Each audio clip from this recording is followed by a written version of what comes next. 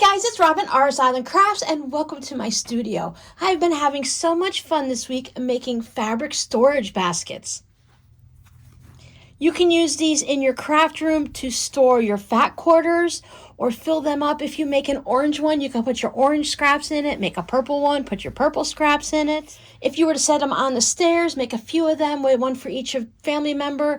And anything that's down at the first level, you can just tuck into their little basket and your family members can bring it upstairs and put it away, hopefully.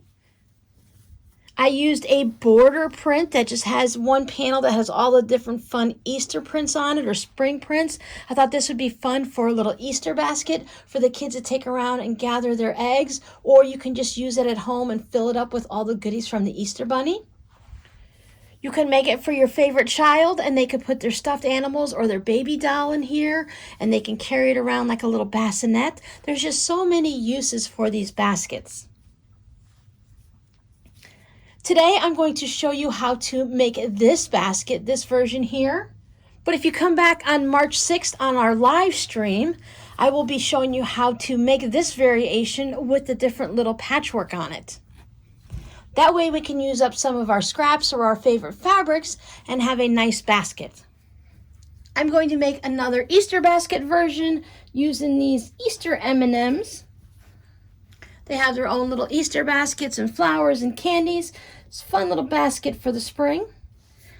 I'm going to go ahead and quilt mine just as I've quilted the others. You can use this project to practice your free motion quilting or any other type of quilting that you enjoy doing. I'll be quilting mine with some cotton batting inside, and it gives it a nice flexible basket, which is really nice if you're making an Easter one because it'll fold up nice and neat into a small little bundle, and you can tuck it away with the rest of your spring or Easter decorations and such, and it won't take up a lot of room. We always had those plastic or wicker baskets when I was a child, and they just took up so much space because we got new ones every year, and yet my parents didn't want to get rid of the old ones, so we had lots of them sitting in the attic. This also makes it easier if you're going to be mailing it to the grandchildren, that it'll just fold up nicely and fit into an envelope versus having to be in a big box, which then costs you more to ship it. If you want your basket to be sturdier, maybe you're going to use it on the stairs and you want some more of a structure to it, you can use a sturdier fabric. You can use denim or some type of an outdoor fabric, which is usually a bit sturdier and it will cause the sides to stand up more. Or you can use that foam that people like to use inside of tote bags and such, and that will give you a nice firm structure. You can find a sew-in or a fusible foam at most of the places that you would buy your batting and interfacings and such like that, and this will give it a lot of structure. The foam does tend to stand up nicely on its own. Or you can just use a heavier weight interfacing on the inside. This is a fat quarter friendly project. You could probably make it out of one fat quarter for the outside, one fat quarter for the lining. The only issue there is you might not have enough for your handles, so you might have to bring in a matching or contrasting fabric for your handles. I got a little excited and I already made the handles. I was just having so much fun making bags that I started making my bag for the tutorial without actually turning on the camera. After you cut out all of your pieces for your bag, remember all the measurements are going to be down below in the description box, but for those of you that just want to hear what they are, let me give you a quick rundown of the measurements. So for your outside fabric, you're going to need two pieces that measure 10 inches tall and 16.5 inches wide. So if you have a directional print, such as the one for this Easter basket, make sure that your 16.5 is going the long way so that you don't have any of your print going in the wrong direction. My M&M guys here on this fabric, they really don't have an exact directional so that I can cut them out any way I want. I'm also going to need two pieces for my lining cut to the same exact measurements, 10 by 16.5. I cut two pieces of batting, or you can use your foam or your interfacing or any other type of material that you want to use to make your bag a little bit stiffer. I just cut that out just a slightly larger than the size of my outside, and I cut two pieces, one for each panel. My plan is just to do a little diagonal stitching on it, so I'm not going to have to worry about it drawing in too much. If you're going to do a really tight, intense type of quilting, just go ahead and make your piece of batting just a bit larger, maybe a couple inches all the way around, so that you don't worry about any of it drawing in and not having enough behind your pieces. So we have our two outers, our two linings, and our two battings basically all cut to the same size. Now our handles, I like to cut my handles 4 inches wide. Now this pair right here measures 10 inches, mostly because that is the piece of scrap fabric that I had left over when I was cutting out my M&M fabric. I do make them about anywhere between 9 inches and 10 inches long. That gives me a nice little carry handle. If you need to have it longer, you can go ahead and make each piece longer. Just make sure you're making 2 and that they match. So that's it for your supplies. It's a really simple project. Remember I mentioned I got a little excited and I started sewing my handles without showing you guys. I have a little mock-up here. This of course is a little bit shorter, but you want to cut it, as I said, it's going to be 4 inches by 9, 10, 11, 12 inches long. All depends what you want. I made the bag handles the same I do on any other project. I just take it over to my ironing station and I put it wrong sides together and I give a quick little press down the center. Open it back up and I bring each side into the center and I press it. And once both of those are pressed, I fold it in half and I give it a nice good steam press. I like to put a couple clips on it. That way as it's cooling down, it tends to remember where it's supposed to be. Then I just take it over to my sewing machine and I stitch 1/8 of an inch top stitching down both sides to hold it together. You can use a fun decorative stitch on here if you'd like to go ahead and give it a little bit more pizzazz. I find that the handles on these bags are fine with just the fabric folded in like that. If you're going to be putting something heavier in it, when I make tote bags and such, I like to put a piece of batting in it, or you can interface the handle. If I were to use interfacing, I would open it up and I would do the whole width 4 inches all the way down. If I'm just going to be putting batting in, this ends up measuring 1 inch when it's all folded. So what I like to do is I like to cut a strip of batting just slightly under about 7/8 of an inch, just under 1 inch a little bit. So then afterwards I just take my batting and I lay it down here and I fold it all back up. You could just tuck it in here, but I want to make sure that none of it's going to peek out anywhere, which is why I like to bring it down here and just put it a little bit off the center of that center crease we have there. That way when I fold it all up and I top stitch down either side, I don't have a ton of bulk that's making my edges here round out much. Since it measures 1 inch, if you put 1 inch of batting in there, you have to think about how thick your batting is. Now mine isn't very thick. It can take up space inside of it, which then when you fold it over this way, it kind of makes it a little bit bulky, and then you'll get these rounded fat edges on here. Now I don't care for that. If it doesn't matter to you and you like it the way it is, go ahead and put a full inch in. I just trim it down a little bit smaller than 1 inch. If you're using the foam, I would do the same thing with the foam. The foam is a bit thicker than my batting, so maybe go down to 3/4 of an inch. But for a bag like this, I find that I'm not going to put anything too heavy in it. It's going to be an Easter bag, or it's going to be sitting on the shelves in my craft room where I can just throw all of my scraps. And then when I go to work on a scrappy project, I can just bring it to the table, go through what I want, and not worry about it. Now, if all you want to do is use it for storage on your shelves, you might want to just skip the handles altogether and just have it like this, because you can easily just grab it and bring it to your table. Sometimes the handles may be getting in the way while you want to just throw scraps in while you're working, so you might want to just go ahead and skip the handles. So the handles definitely become optional at that point. So I'm going to take my handles and my lining and set it aside for now. If I wanted to make this bag a little sturdier, but I wanted to still have it as a quilted bag on the outside, I could go ahead and add some interfacing to my lining, and that would help stiffen it up a little extra while still having that soft quilted feel to it. Again, part of my excitement is I already made the lines for doing my quilting on these. I have this Hera marker. Now this one is a smaller one that is meant for scrapbooking and paper projects, but it works perfectly fine for this. What I decided to do is to go diagonal. Now you can of course do it straight, you can cross hatch it, any type of quilting you like. I just set my long 6 by 24 inch ruler down and I ran my hero marker down this way. I lined it up on the 1 inch mark because I decided I wanted them to be 1 inch apart. And I just kept moving it that way, flipped it around, and did it the other way. I cut all of my pieces out with that quilting ruler that I just showed you and my rotary cutter because I find that that's an easy and quick way to do it, and I'm a quilter and I make quilted projects and bags and such, so I have these supplies on hand. So if you're not a quilter and you don't have a rotary cutter and a ruler and you just want to mark your patterns out, what I did is I took a piece of the brown paper, use a paper bag, any type of paper you have on hand. This happened to come in a shipment, like Walmart likes to send out paper, brown paper in their packages. And I was able to lay it down on my fabrics and draw around it with a pen or whatever marking tool you just happen to have. I also found that this was easy for me since I don't have a ruler this size, that I could take this into my fabric area and go through my fabrics and see what I had that would work for this. I could lay it down on a piece of fabric and know if my scrap piece was going to be large enough, because not all of my fat quarters are full. Some of them have been cut a little bit. Sometimes I just take a little strip off of them. I'm going to take this over to my sewing machine and I'm going to stitch on all of these little indents that I've used from my hero marker here.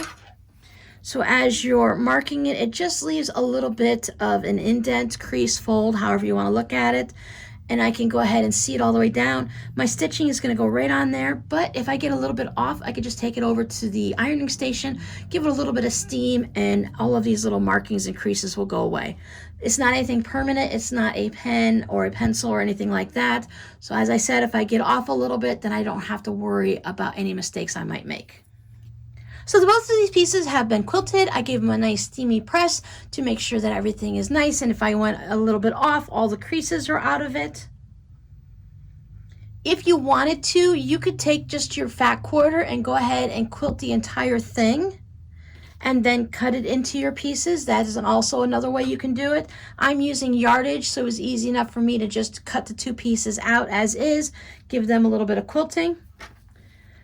I like to save my old mats. As you can see, this one is not good for actually cutting fabric anymore. It's got chunks taken out of it, but it works out really good for cutting batting and other things that tend to stick into your mat, like felt and fleece and anything fuzzy like that, maybe minky. My pieces are large enough that they're going to stay away from that spot. Otherwise, I can use a separate little area. And this just keeps me from having to clean my good mat every single time. I can go ahead and use this a few times and then clean it at the end of the week. I don't have to worry about anything getting stuck inside the grooves of my good mat, creating those grooves or whatnot. I'm just going to go ahead and trim these pieces up. Now, as you're quilting it, if your outer pieces shrunk at all from the quilting you did, if you did it a little bit tighter, then you're going to want to make sure that both of your outer pieces match to the same size, and then you want to match your lining to it. So if you want, you can go ahead and wait and cut your lining after you've quilted your outside pieces. But if you just want to use something like a fusible fleece to give you that poofy feeling of the batting, but you don't have to actually quilt that, then you can just go ahead and cut everything to the same size. Some types of quilting will cause your project to just shrink up a little bit because it tightens it up, especially if I did the cross hatching, sometimes that causes it to shrink. So as you can see here, mine did shrink it a little bit.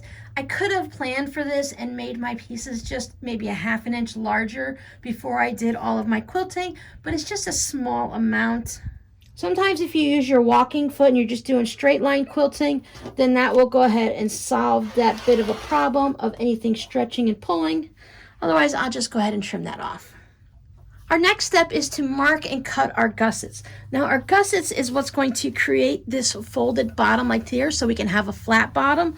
Otherwise you would just have something similar to a tote bag where it's flat like this. If we want it to stand up, we need to go ahead and box our corners and make our bottom so we have that little gusseted part down there.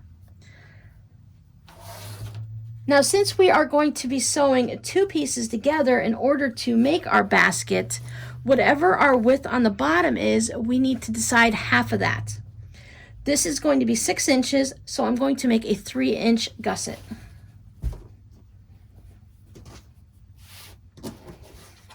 You can cut a piece of cardboard out that's 3 inches. You can use a ruler to mark it. I have one of my rotary cutter rulers that I'm just going to lay it 3 inches on the edge on both sides.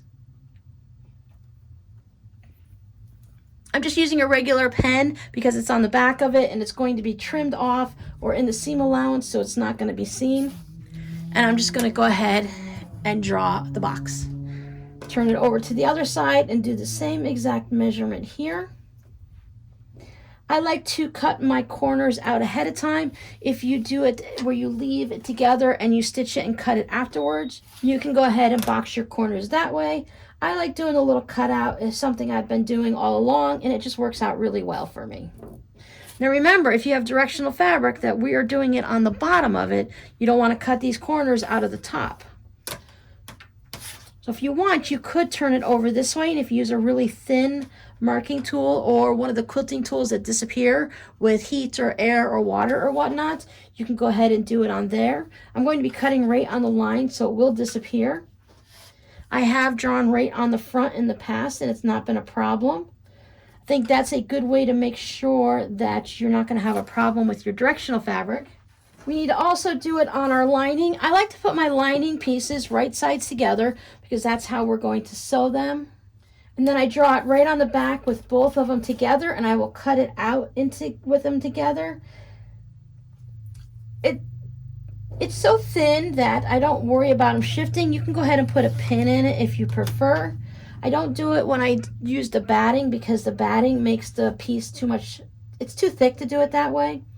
And I don't want to have anything, I don't want the scissors to slip or any of the fabrics to shift or anything like that. It's helpful if you use a nice sharp pair of scissors. And then just trim on that line. Put pins in it or clips if that makes you feel more comfortable. But these two little pieces like this, they tend not to shift. You have a 3-inch square, 4 of them. Go ahead and put these into, I'm going to put these in my red scrap bin, or you could put it in with your squares. Trim it down to 2.5 inches and put it in your 2.5-inch square bin.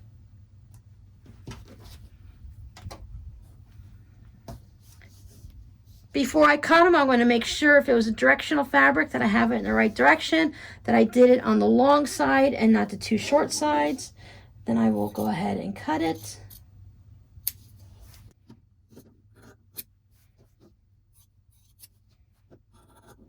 Sometimes when you look at them, they look a little different, so you can always bring them up together and just double check that way.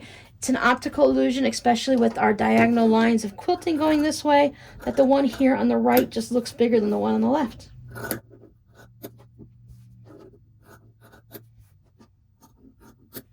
Now these pieces are quilted, so it's up to you what you do with them. I'm going to consider them quilt as you go pieces, and I've been saving them, and I'll probably find some type of a project or some way to just sew them all together and turn them into a mug rug or something like that.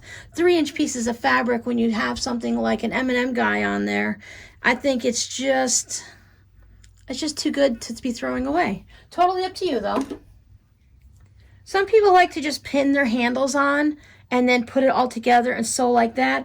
I like to go ahead and do a bit of a basting stitch on my handles and put them on the bag so I don't have to worry about pins or clips when I'm trying to sew it all together.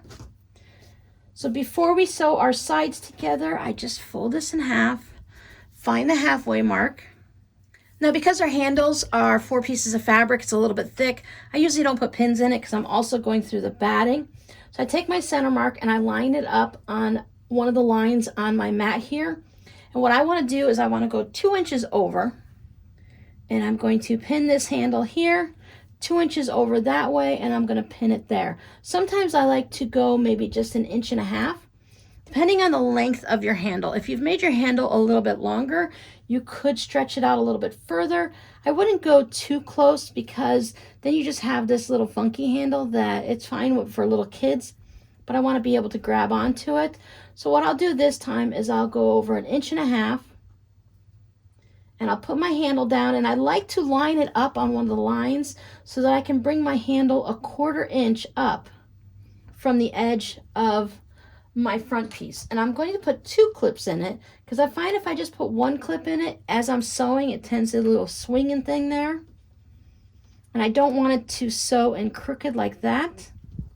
And if I line it up on my mat so I know it's a 1/4 inch there, when I go ahead and put this piece on, so we did 1.5 inches, and I could put that a 1/4 inch up so that I know the piece here on the outside of my bag is going to be the same length as my other handle because I made them both the same.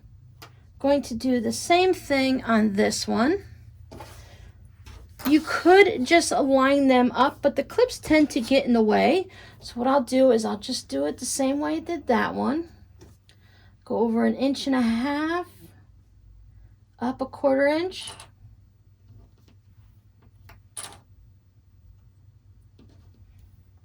Remember, you want to make sure that you're not twisting the handle like this because then you're going to have a twist in it. So you want to have this be on the top. So when we go around, it's going to be on the top. 1.5 inches over, 1/4 inch hanging off the edge. Pop my clips in. Then you can put the 2 of them and line them up on the ends and make sure that your handles are in the same place.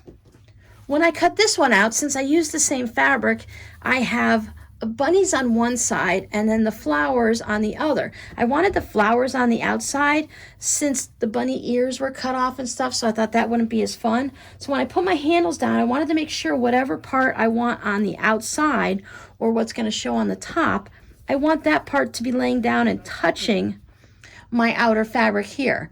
Otherwise, if I did it the other way, I would have the bunnies on the top, which is perfectly fine. Like for this guy here, it doesn't really matter unless I happen to notice I have more M&Ms sticking up in one spot or the other, and I want to showcase those.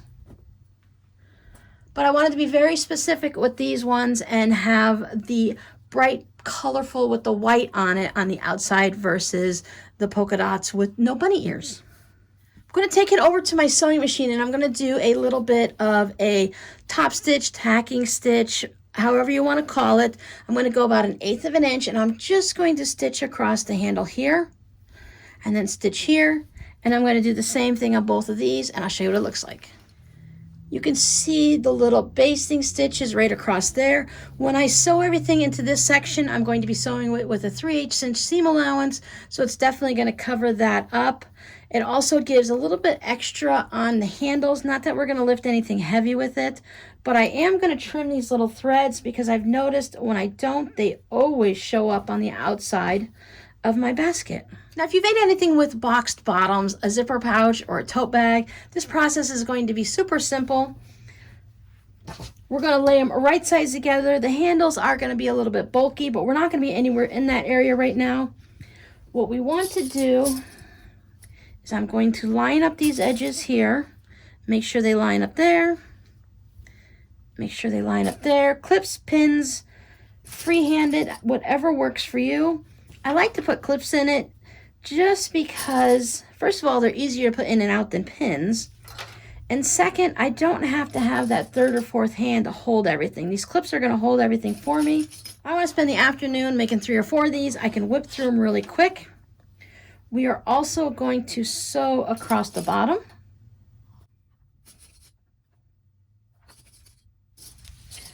I like to use a 2.0 stitch length when I do my bags. I like to have it a little bit of a tighter one just to make sure that everything is nice and snug here. I don't want to have it loosey-goosey. So if we do put anything in it, if we're going to end up carrying anything like this with it, I don't want to have any issues with my seams popping. Tuck your handles in, let your handles pop out, no matter. So now we're going to go ahead and stitch this up. I'm going to back stitch at the top here just so that when we're working with it, we don't pull that seam at all when we're turning things and flipping and doing anything with it. So I back stitch there, 3/8 inch seam allowance using the 2.0 stitch length, all the way down, back stitch there. I cut my thread, I come back here and I do the same thing all along the bottom.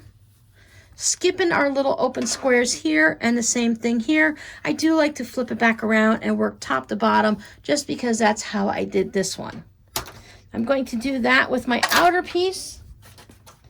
Now with my lining, I'm going to do the same thing. Now you have two options.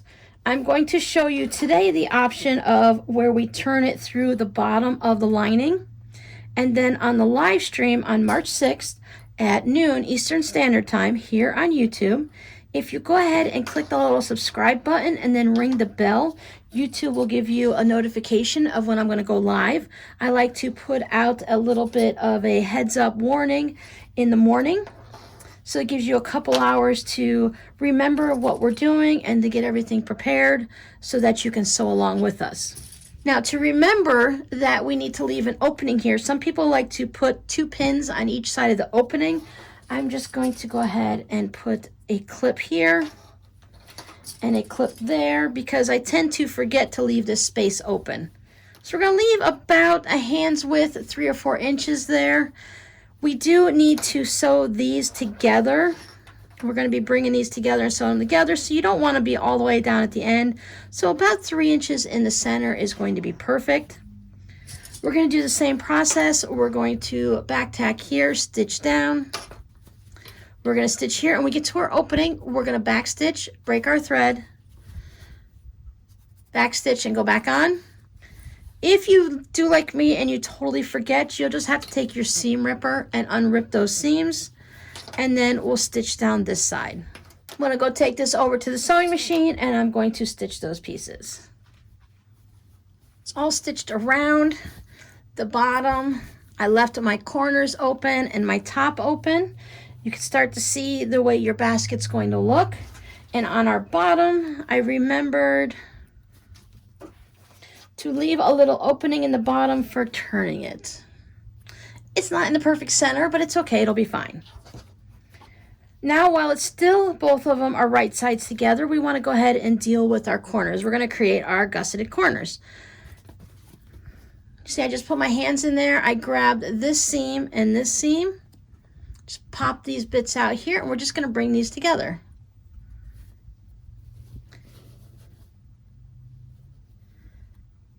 I'm going to go ahead and nest my seams together. I'm just going to wiggle them so that I have one seam going one direction and the other seam going in the other direction, and they meet up nicely. Put a clip on it just to hold it. And I'm going to do the same thing on all 4 of them. Now, since this seam is going this way, I'm going to do the same thing on this part of the bottom. I'm going to let that one go to the right, let the other one go to the left. This is just up on the side, so it's not really going to matter what direction it goes in.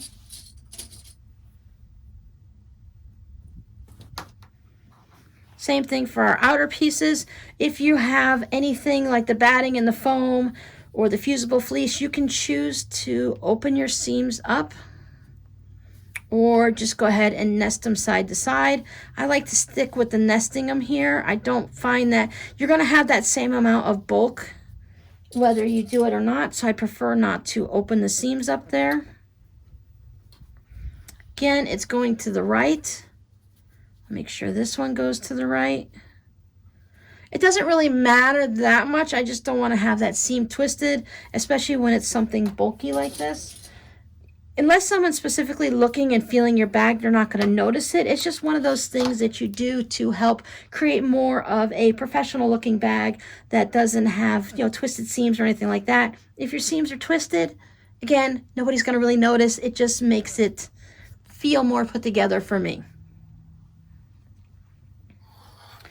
What we want to happen here is we want to, as we nested our seams, we have that seam that continues on like this. So that's one of the things we want to line up.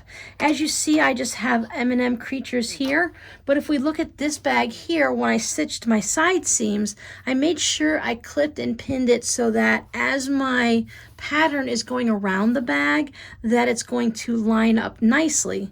So it's going to sew as a continuous seam on the bottom and up the sides, and I do the best I can to make sure that all of these stripes line up. I did the same thing with this bag, making sure where my squares were that everything lined up as close as possible. So just taking that little bit of time to nest that seams is going to help it look better.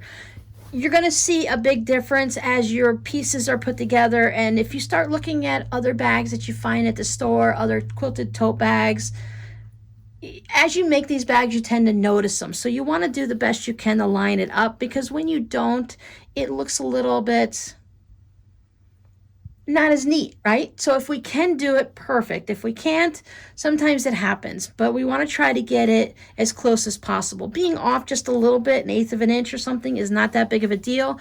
But if you're off by like 1/4 of an inch and your seams are really, if you get down and you look at the bottom and your seams are like this, then not only is that not look as neat, but you're also going to have problems lining everything up and getting it all to sit nicely when you continue sewing everything else. So just make sure, instead of having your seam allowances that way, that you go ahead and match them up. Wiggle your fingers, you can feel them just settle in together and sit nicely. Pop a clip in it, put a couple pins on each side of it, and you're good to go. So now I'm going to take this over to my sewing machine, and I'm going to stick with my 2.0 stitch length to hold it nice and tight. I am going to stay with my 3/8 inch seam allowance, so whatever you used on the sides, you can go ahead and use on your bottom. Back stitch at the beginning and end just to lock it all in. I'm going to do both of these and both of these. Now, if you chose to do a bunch of Easter baskets for your nieces and nephews, grandkids, children, church members, you can assembly line these. So as you're going through, you can take all of your outer fabrics and just keep sewing all of these gussets until you have all 5 or 10 bags done. Clip them all apart, flip them around, and do the same thing. It's going to save you a lot of time than if you were just making them one by one. So even though I have an outer and a lining, I still like to do the same thing, one after the other, clip them apart, and just keep continuously feeding them through this way. There we go. Double check to make sure you have that nice continuous line on your seam. Now on my outer fabric, you can see I put a second line. Sometimes I do a zigzag line, or this time I just did a straight stitch. I like to have that extra little bit. But before you sew any type of an extra line on there, make sure everything lines up nicely the way you wanted, that all of your seams are matching. And I just like to have that extra bit of security, so in case you have too many heavy things in it, or it gets pulled on a little bit, you have that extra seam. I don't worry about this fraying. If you do have fabric that frays, you could do a zigzag or an overcast stitch on it when you sew it. And I just feel like it gives it that extra bit of strength and security against, sometimes when you do it, you can pull it and you can see your stitches in there. But for some reason, I have that little extra bit on there. It just stops that from being an issue. So you can see what our baskets are going to look like now. Now our next step is to just go ahead and stitch it all together. Now we have the opening here at the bottom, so we're going to be putting it together and stitching all the way around. However you do this, you need to have right sides facing. You can turn this right side out and put it in your lining, or turn your lining right side out and put it inside your basket.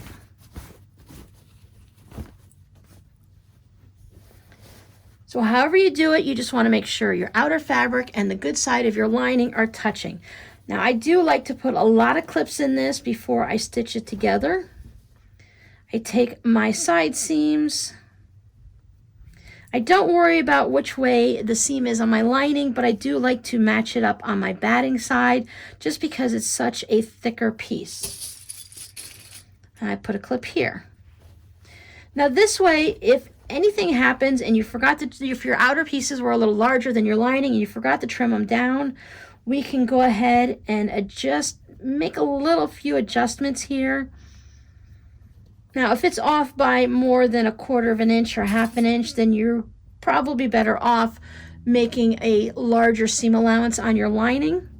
But I'm going to ease everything in, so I just take my 2 edges and I see where the center is right there.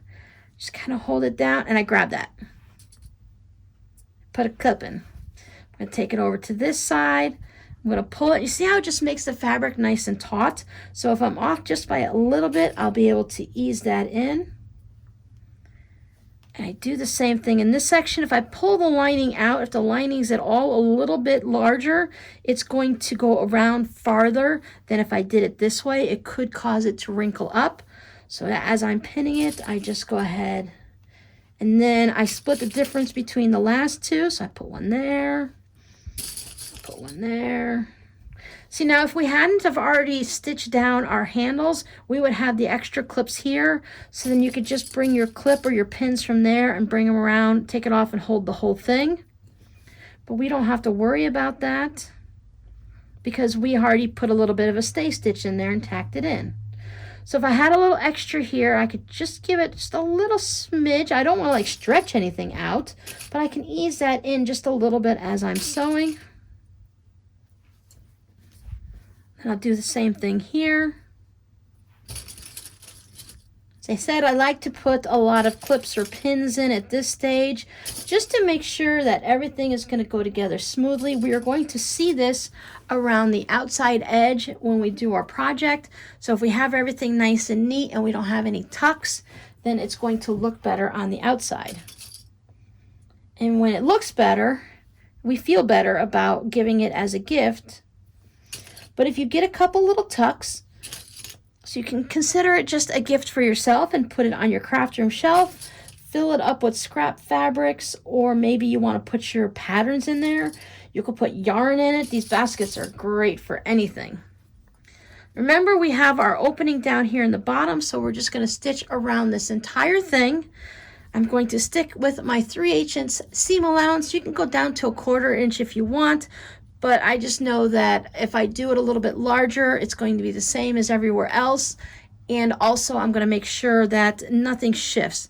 Yes, I have it pinned like crazy, but you know. So I'm going to take this over and I'm going to go ahead and show you guys how I do this. I tend to get a lot of questions about how to stitch this part on the machine.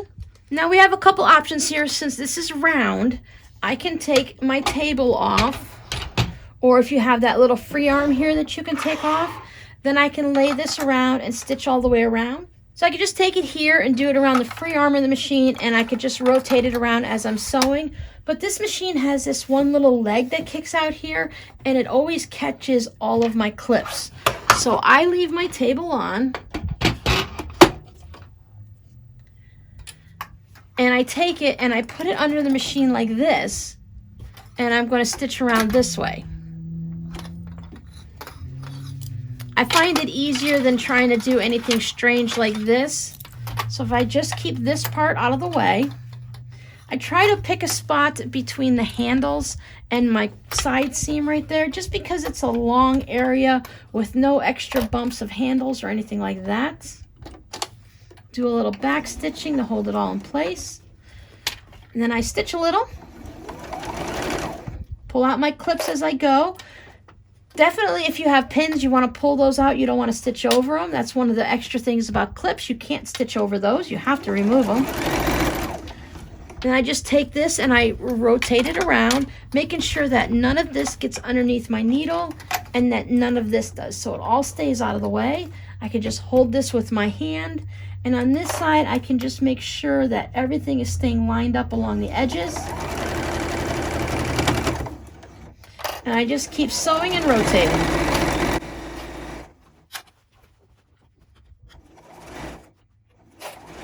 Now, if you want, you can go ahead and back tack over your handles a couple times. But again, this isn't a tote bag. We're not going to be carrying a whole bunch of books in it. At least that's not any of my plans. So just going over it once will be fine, because we're going to go over it once again when we stitch around, which is why we left that extra 1/4 inch sticking up so that we have something to sew down again. And since we have our handles already stitched down, I don't have to worry about them moving at all and getting twisted and out of shape because it's stitched down. If it does look like it's a little crooked, you can just peek in there to make sure everything's lined up. But since they're already stitched down, you shouldn't have a problem.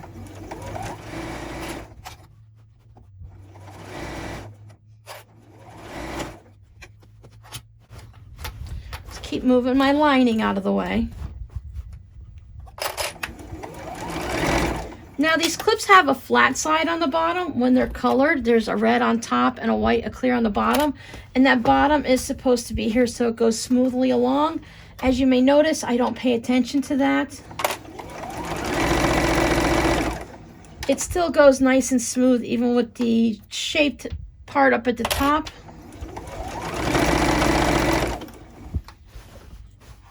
I tend to pull them out before I get too close to the foot of the machine anyway. I go past where I started, back stitch a little. There we go. We've stitched all the way around. Everything's nice and smooth. There's no tucks on either side. You can use a walking foot if that works better for you. So I have my little bit sticking out, so when I fold it around, that will go down like this, and then we'll go ahead and stitch around it again, and that gives it that little bit of extra strength. Find your little opening in the lining. Just grab your outer fabric, and you're going to start to slowly pull it out. You don't want to yank hard here because you'll pop those seams, but if they do pop, it's going to be okay. We're just going to stitch it closed anyway. Just work it around. If you have that foam in there, it's going to be a little bit thicker, so it might be a little harder to bring around. I have all the batting, but once you get to the lining, it just pops out nice and easy. Does make everything a little wrinkled, but that's okay. We're going to give it a nice press. So there we go. We have that. I'm going to put my fingers in here, and I'm just going to find my corners, bring them out nicely. I don't have to push very hard on these. It's just a little bit of batting and fabric. I don't want to, I shouldn't pop any seams by doing it, but I wouldn't want to be too aggressive because there's really no need. Take this over to my iron, tuck everything back into where it belongs.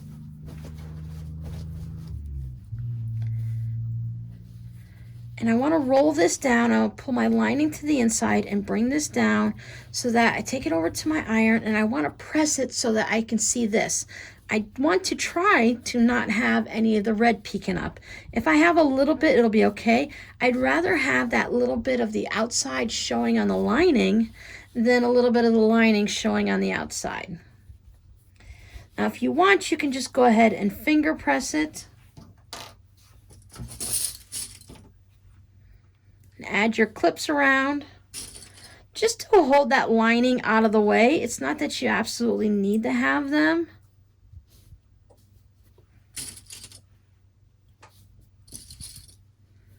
But I find it just a little bit useful.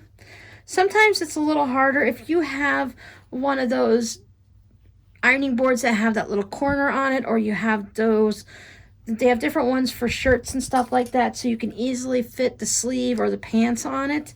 Those are really helpful for these. I can just take it to my iron like this and just press a little bit here and there, but just doing a little finger roll and finger pressing, that holds it nicely. What I'm going to do is I'm going to add a top stitching 1/8 of an inch away from the edge of the top edge of this basket. And that's just going to make sure that the lining doesn't roll up out of the basket and around to the front. While we're using it, it makes it easier to wash it. It'll keep everything looking really nice. And it just adds a nice little touch around the top of your basket. It's hard to see with all of my quilting, but it's just right along there. Again, we're going to take it to our machine, and if you have that free arm, you can just go ahead and sew all the way around. I like to sew it so that I'm looking at the outside so I can make sure none of my lining is peeking through. So I take it over this way, and I sew it the same way that I just showed you. If you have some fun little stitches, maybe you have some flowers for an Easter basket, or you have hearts for Valentine's Day, or Christmas trees for Christmas, you can go ahead and do that. This is really a decorative design, and as I mentioned, just to keep the lining from creeping up over the outside of the basket. Here we go. It just gives it that nice little finished touch around the top. Sometimes that's the difference between something that you just threw together yourself really quick and something that gives it that nice little professional look. So if you want your gift to just hold up well and you don't want to worry about anything coming up and across, it is a little bit chunky going across the seams here with all the batting. Now, if you have an issue with doing a straight line and with tension, you want to make sure that your bobbin, whatever thread, whether it's your top or your bobbin, depending on how you're holding your bag when you sew it, so that if you want to use a red thread here and a green thread there so it won't stand out. So if you have a white lining and you're using a black thread and your stitches go like that, either do it on purpose and make it look like a wave all the way around, or match everything your threads so that you don't notice it. So our last step would be to close our hole in our lining. I take it over to the iron and give it a nice little press so that all of the seam allowances stay in there nicely. Definitely don't want to use green here. You can close it up with a whip stitch or a ladder stitch if you don't want it to be seen. I'm going to take some red thread and I'm just going to stitch barely 1/8 of an inch, a little bit shy, right along the edge. Just make sure everything's lined up so that I catch it. You can put some pins in, you can put some clips in, just to hold everything in place. And that'll be our last step. There you go, all closed up. Tuck it in. Match our corners up. You could take this over to your iron and just fold these sides down. You're going to go from corner to corner and give it a nice press all the way around. Do that little seam there. Just line it all up nice and neat. And then on the sides, I like to also press it. So I'll take my corner here and I'll hold that and I'll bring this together, and I want to make sure that the top is even. I don't want it to be crooked in either direction, and if I do that, then that's going to give me a straight line right there, and I'll give that a nice press. 1 second, please. Where we are, our little M&M Easter bag is all set to go. Just lightly steamed, just to hold its shape nicely. As you're going to start using it, whatever you put in it is going to also help it hold its shape. So if you use a fusible fleece with these and you're just going to iron it on, or you use an interfacing and you're not doing the quilting, this is really a half-hour project. Once you do your first one and you figure out how everything's going, or if you're used to making baskets, bags, and tote bags, these can really be made in a half an hour from start to finish, from cutting all the way down to the last bit of ironing. They're a very quick project, and if you go ahead and make them multiples, they do go really fast. But don't worry, if it takes you a few hours to get your first one done, that is perfectly okay. You'll find that the more you make, the faster you will get once you find that comfort level. Just because someone says that they can whip one of these out in a half an hour doesn't mean that everyone can. I have made numerous of these. I probably made over at least 25 of them so far. Not today, of course, but over time. And I've made several tote bags and zipper pouches, so the process is really all the same. It's just a different shape so that I can go ahead and get through them quicker. So please join us on Saturday, March 6th at noon Eastern Standard Time. That is Florida time for me, or New York City, however you want to look at it. I will show you how to go ahead and adjust this and do some patchwork and make some scrappiness to it so that you can have a fun little basket. I can put my orange scraps in this one if I choose to, or I can just put it on the shelf to store different fat quarters and such. All of the information that you need on your supplies will be on the Whip It Wednesday prior to that. So that is what, March 3rd? So at the end of that Whip It Wednesday, I'll give you all the details on what you need ahead of time so you can have all of your scraps and your pieces cut. There will be 2 variations. We'll be using a 2.5-inch square or a 5-inch square. There are so many ways you can change this up. Totally straight like this, scrappy, or you could just put an extra fabric through here. I could put just a piece of this through there and have that with the borders. Anything you want, it's all goes. So thanks for hanging out with me, and I'll see you guys on Saturday on the live stream, March 6th. Bye.